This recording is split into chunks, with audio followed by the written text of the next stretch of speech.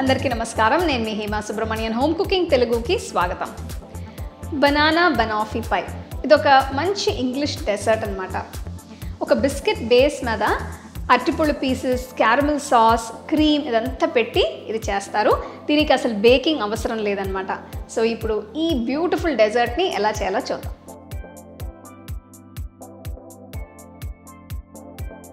ఈ రెసిపీ కోసం ముందుగా నేను 200 గ్రాములు డైజెస్టివ్ బిస్కెట్స్ని తీసుకుంటున్నాను.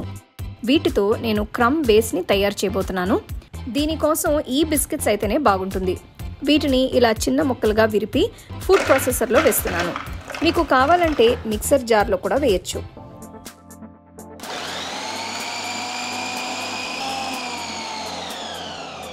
బిస్కెట్స్ని ఇలా పల్స్ చేసిన తర్వాత ఇందులో అరకప్పు కరిగించిన వెన్నని వేస్తున్నాను. దీనివల్ల బైండింగ్ సరిగ్గా అవుతుంది.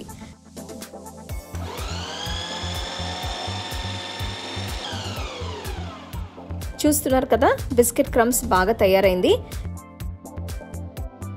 ఇప్పుడు ఒక కేక్ టిన్లో అన్ని వైపులా వెన్న రాయాలి. బెనాఫీ పైకి క్రస్ట్ తయారు చేయడం కోసం ఇందులో ఇప్పుడు బిస్కెట్ క్రమ్స్ని వేయాలి.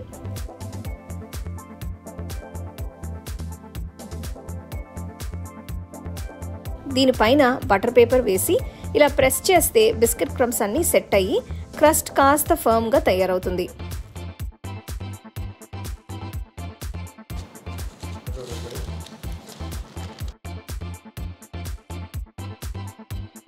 అంతే, దీన్ని ఇలా టైట్గా ప్యాక్ చేసిన తర్వాత 30 నిమిషాలు ఫ్రిడ్జ్లో ఉంచాలి.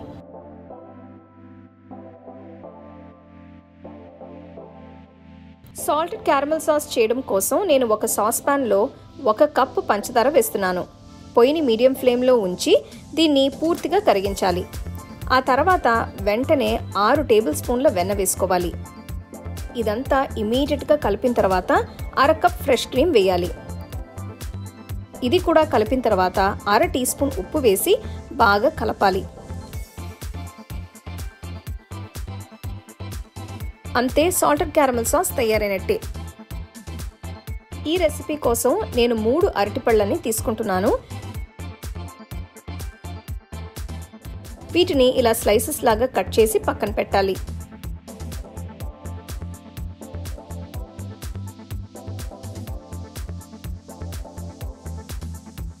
ఇప్పుడు బిస్కెట్ క్రస్ట్ మీద తయారు చేసిన సాల్టెడ్ క్యారమెల్ సాస్ని వేసి స్ప్రెడ్ చేయాలి.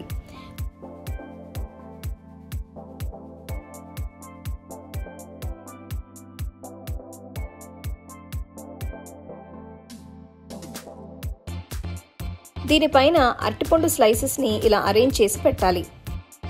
ఇప్పుడు పైన లేయర్ లాగా మళ్ళీ సాల్టెడ్ క్యారమెల్ సాస్ని వేసి స్ప్రెడ్ చేయాలి.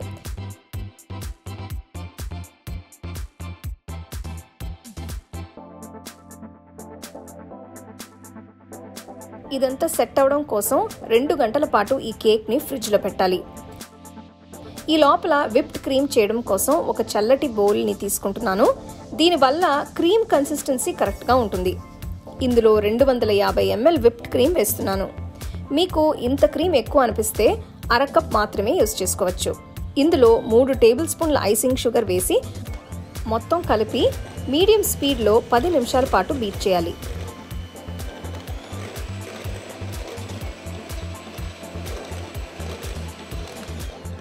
మీడియం నుంచి హై స్పీడ్కి నెమ్మదిగా తీసుకెళ్తే బాగుంటుంది.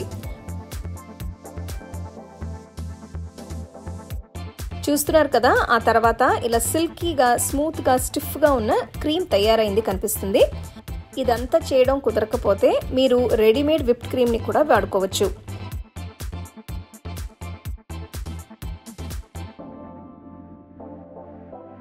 సెట్ అయిన బనాఫీ పైని చూస్తున్నారు కదా ఎంత బాగా సెట్ అయిందో. ఇప్పుడు దీనిపైన విప్పింగ్ క్రీమ్ని ఇలా వేయాలి.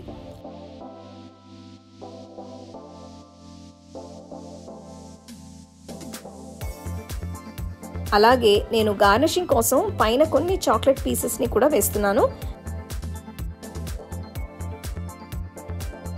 అంతే, నో బేక్ బెనాఫీ పై తయారైనట్టే. దీన్ని వెంటనే సర్వ్ చేసుకుంటే చాలా బాగుంటుంది.